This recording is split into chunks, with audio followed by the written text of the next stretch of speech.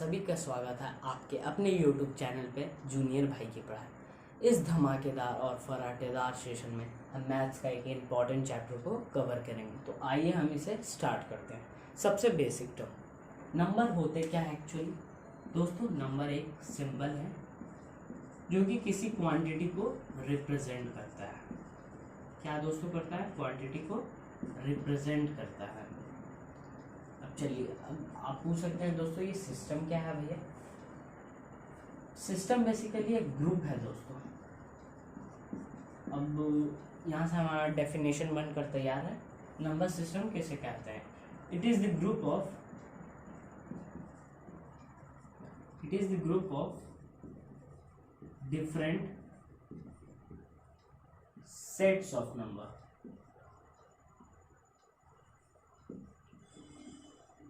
मैं अपने फिर से रिपीट कर देता हूँ। नंबर एक ऐसा सिंबल है जो किसी क्वांटिटी को रिप्रेजेंट करता है, वेयर सिस्टम एक ग्रुप है, एक कलेक्शन है। और नंबर सिस्टम का एक कंप्लीट डेफिनेशन क्या बनकर तैयार होगा दोस्तों? It is the group of different sets of number. अब चलिए हम आगे बढ़ते हैं। चलिए दोस्तों, हम कुछ इंपॉर्टेंट टर्म्स देख लेते हैं। सबसे पहले हमारा वैल्यू ऑफ द डिजिट्स। ये दो भागों में कैटेगराइज है दोस्तों। पहला फेज वैल्यू, दूसरा प्लेस वैल्यू। सबसे पहले हम देखते हैं फेज वैल्यू किसे कहते हैं। फेज वैल्यू मैंने यहाँ पर डेफिनेशन लिख दिया है दोस्तों, आप चाहें तो इसे स्क्रीनशॉट ले सकते हैं। सबसे पहले phase value of a digit in a number is the value of the digit itself. इसका मतलब क्या हुआ दोस्तों? इसका मतलब ये है कि कोई भी डिजिट का अगर हमें फेज वैल्यू निकालना है तो वैल्यू जो होगा वो डिजिट ही होगा दोस्तों।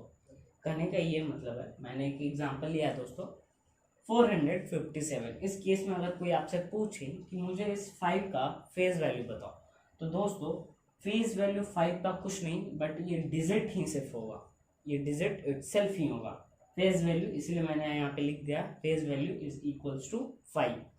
तो आपको यहाँ तक क्लियर है दोस्तों? अब चलिए हम प्लेस वैल्यू किसे कहते हैं ये देखते हैं। चलिए दोस्तों हम प्लेस वैल्यू देखते हैं। प्लेस वैल्यू का सबसे पहले हम डेफिनेशन देखते हैं, इसे कहते हैं किसे? It is the value of the position in a number.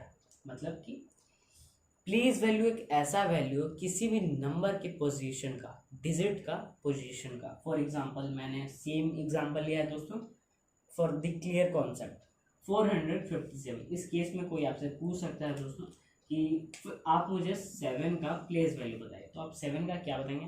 आप जैसे दोस्तों काउंटिंग्स करते होंगे, आप कैसे पढ़ते हैं? हमेशा सबसे पहले आप राइट हैंड साइड से स्टार्ट करते हैं। 1s, 10s, 100। 1s का मतलब 1, 10s का मतलब 10s, जो आप समझते हैं। तो 1s का कैसे हम इसे लिखेंगे, रिप्रेजेंट करेंगे दोस्तों? 7 जो कि डिजिट है इंटू 1 इज इक्वल टू 7। कोई आपसे 5 का पूछ सकता है तो 1s 10s, तो 10s का वैल्यू आप देख सकते हैं दोस्तों। तो वो डिजिट को हम उस 10 से मल्टीप्लाई करेंगे, हमारा प्लेस वैल्यू आ जाएगा।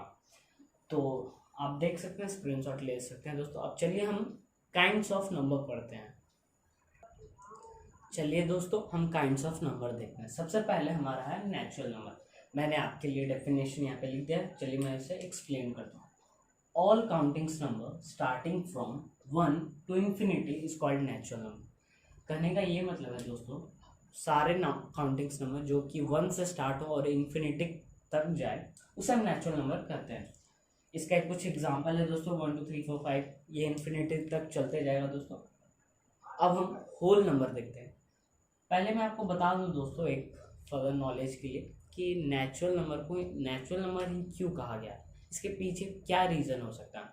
तो मैं आपको बता दूं दोस्तों कि इसका जो नेचर है वो काउंटेबल है, इसे आप काउंट कर सकते हैं, इस नंबर को आप काउंट कर सकते हैं, इसीलिए इसे नेचुरल नंबर कहा गया है। अब चलिए हम होल नंबर देखते हैं दोस्तों। All natural number together with zero is called whole number. इसका मतलब ये है दोस्तों, सारे नेचुरल नंबर, सारे काउंटिंग्स नंबर जीरो के साथ होल नंबर बन जाते हैं। आप यहाँ से एक बहुत इंपॉर्टेंट फार्मूला आप चाहे तो लिख सकते हैं दोस्तों। हमारा क्या बनकर आया कि natural number plus zero is equals to whole number. और होल नंबर का डेफिनेशन मैंने आपको बता चुका है। All countings number together with along with zero is called whole number. Example दोस्तों 0 1 2 3 4, आप ये इन्फिनिटी तक चलते जाएगा दोस्तों, आप इसे देख सकते हैं। चलिए दोस्तों, अब हम और काइंड्स ऑफ नंबर देखते हैं। अब हमारा है इंटीजर्स। दोस्तों इंटीजर्स कहते हैं किसे हैं? बेसिकली ये कलेक्शन है पॉजिटिव्स एंड निगेटिव्स नंबर का। इजी वे में अगर मैं आपको और बताऊं तो आपने कभी ना कभी एक नंबर लाइन को देखा होगा, आपने उसमें एक चीज़ नोटिस किया होगा कि जो उसका मिडिल वैल्यू है वो हमेशा 0 होता है, जो कि नीदर पॉजिटिव है नॉर निगेटिव है। 0 के लेफ्ट हैंड साइड हमेशा निगेटिव नंबर होता है, इस साइड लाइक -3 -2 -1, और 0 के राइट हैंड साइड, हमारे right hand side positive number को डिनोट करता है। फॉर एग्जांपल मैंने आपको बता दिया है दोस्तों, -1 -2 -3 1 2 3 इन्फिनिटी तक, ये सारे किस पार्ट में आते हैं दोस्तों? इंटीजर्स। इनका सारा कलेक्शन इंटीजर्स कहलाता है। अब हम चलिए दूसरे में बढ़ते हैं। सबसे इंपॉर्टेंट, मोस्ट इंपॉर्टेंट एग्जाम के पॉइंट ऑफ व्यू से रैशनल नंबर। अब रैशनल नंबर दोस्तों कहते हैं किसे हैं? बेसिकली ये एक फ्रैक्शन है, बट इसमें दो कंडीशन है। फ्रैक्शन, अब पहले मैं आपको थोड़ा सा फ्रैक्शन के बारे में बताता हूँ। Fraction any term which can be expressed in the p/q form where the upper one will called numerator, मतलब फ्रैक्शन का जो ऊपर वाला भाग है वो न्यूमरेटर कहलाएगा और नीचे वाला डाउन साइड डिनोमिनेटर कहलाएगा। बट रैशनल नंबर में जो दो कंडीशन है p/q, जैसे कि according to definition, any number which can be expressed in the form of p/q fraction where both p and q are integers. कहने का ये मतलब है कि जो आपका न्यूमरेटर और डिनोमिनेटर होगा दोस्तों रैशनल नंबर में, वो दोनों इंटीजर्स के फैमिली से आएंगे। और एक और जो मेन बहुत इंपॉर्टेंट कंडीशन है, आपका जो डिनोमिनेटर होगा दोस्तों, q should not be equal to 0। आप डिनोमिनेटर में कुछ भी ले लीजिए दोस्तों, पर 0 नहीं। एग्जाम्पल के तौर पर -3/2, 0/1। दोस्तों क्या 0 एक रैशनल नंबर है? बिल्कुल 0 एक रैशनल नंबर है। तो इसका हमें न्यूमरेटर 0 से मतलब नहीं है, हमें बस डिनोमिनेटर में 0 नहीं होना चाहिए, उसके अलावा कुछ भी नहीं चलेगा। तो आप एक बार स्क्रीनशॉट ले ले दोस्तों, मुझे आशा है कि आपको यहाँ तक समझ आ गया। चलिए दोस्तों, तो हम कुछ और काइंड्स ऑफ नंबर देखते हैं। अब हमारा है इवन नंबर। इवन नंबर किसे कहते हैं? Any number which is completely divisible by 2 without leaving remainder. तो कंप्लीटली डिविजिबल है, फॉर एग्जांपल 4 6 8 10 12 ऐसे ही आपका चलते जाएगा। और आप इसे एक दूसरे भाषा में ये भी कह सकते हैं कि ये 2 के टेबल में आएगा दोस्तों। अब हमारा है ऑड नंबर। ऑड नंबर किसे कहते हैं दोस्तों? Any number on dividing by 2 leaves remainder, not completely divisible. इस केस में क्या होगा ऑड नंबर में दोस्तों? कोई भी नंबर अगर 2 से डिवाइड होता है तो कंप्लीटली पहली बात तो डिवाइड नहीं होगा, कोई भी कुछ ना कुछ रिमाइंडर छोड़ेगा, उस नंबर को हम ऑड नंबर कहते हैं। For example 3 5 7 9 etcetera. अब अगर आप दोस्तों देखें, अगर आप 3 को 2 से डिवाइड करें तो ये कंप्लीटली डिविजिबल नहीं, इसका रिमाइंडर 1 आएगा इस केस में। फॉर एग्जांपल मैं आपको दिखाऊं दोस्तों, अगर आप 2 को 3 से डिवाइड करते हैं, 3 को 2 से डिवाइड करते हैं तो आप 1 टाइम्स करिएगा दोस्तों, तो 1 रिमाइंडर आपका आ जाएगा। इसका कहने का मतलब ये हुआ दोस्तों कि कंप्लीटली डिविजिबल नहीं हुआ।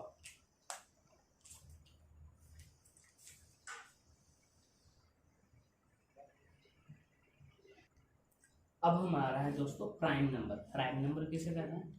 प्राइम नंबर एक ऐसा नंबर है दोस्तों जिसका कॉमन फैक्टर जो HCF हुआ वो सिर्फ 2 ही हुआ, सिर्फ 2। कौन कौन? एक तो वो नंबर है इटसेल्फ और दूसरा 1, जो उसका कॉमन मल्टीपल एक तरह से। For example 2 3 5। एक चीज़ आप ये भी नोट कर सकते हैं दोस्तों, 2 एक इकलौता ऐसा इवन नंबर है जो कि प्राइम नंबर है। बहुत बार ये पूछा भी है दोस्तों।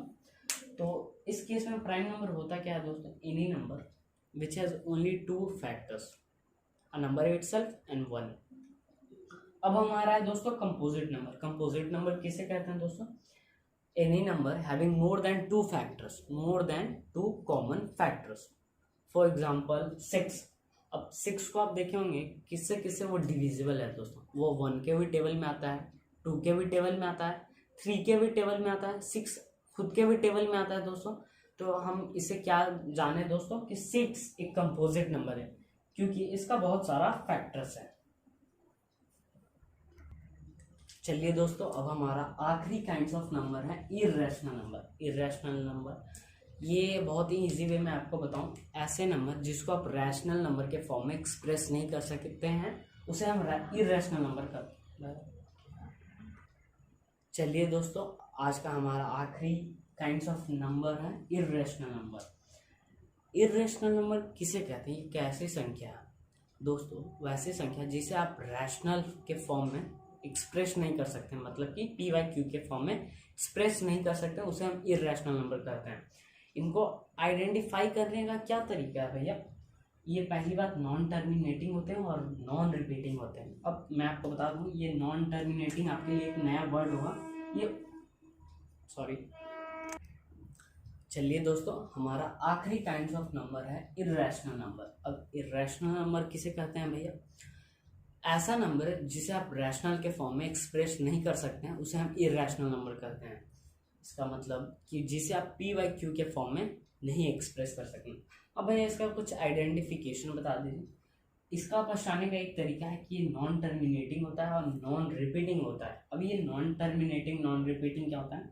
आपने डेसिमल के बारे में तो पढ़ा ही होगा दोस्तों।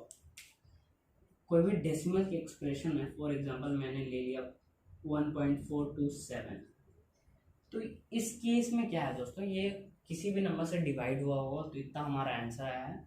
पर इसका जो डेसिमल के बाद जो डिजिट है वो दोस्तों लिमिटेड है, फाइनाइट नंबर में है।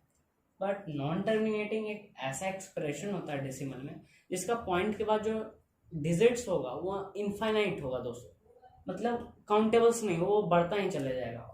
नॉन रिपीटिंग एक ऐसा एक्सप्रेशन है डेसिमल में जो कि दोस्तों अलग अलग पैटर्न फॉलो करे, मतलब कोई सिमिलर वे में नहीं दोस्तों, हर बार कुछ ना कुछ अलग, कभी 4 कभी 5। फॉर एग्जांपल मैं आपको एक एग्जांपल दे देता हूँ इर्रेशनल नंबर का दोस्तों। इर्रेशनल नंबर का एक एग्जांपल आप ले सकते हैं दोस्तों, पाई आपका एक इर्रेशनल नंबर है, सबसे परफेक्ट इर्रेशनल नंबर का एग्जांपल है। उसका अगर आप वैल्यू, अगर आप कभी एग्जाम में देखे होंगे तो 3.1417 कुछ ऐसे ही बढ़ते जाता है। मतलब कि कहने का ये मतलब है दोस्तों, ना ही इसका complete finite number of value है डेसिमल के बाद, और ना ही कोई एक अच्छा pattern follow. This session was helpful to you. Please like, subscribe and share it. Thanks for watching.